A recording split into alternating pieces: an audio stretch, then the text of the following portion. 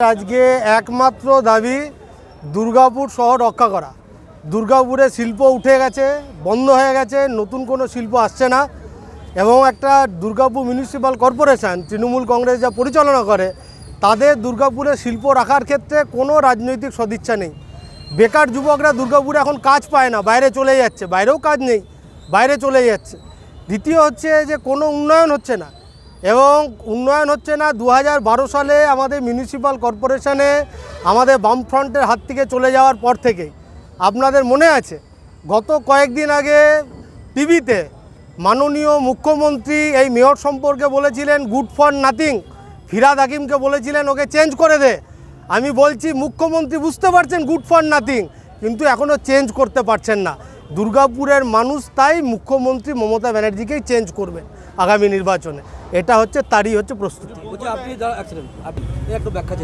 ব্যাখ্যার কিচ্ছু নেই। আমরা 2016 সালে যে ভোট পেয়েছিলাম দুর্গাপুর পূর্ব এবং পশ্চিম বিধানসভায়, 2019-এর লোকসভাতে আমরা সে ভোট আমরা পাইনি।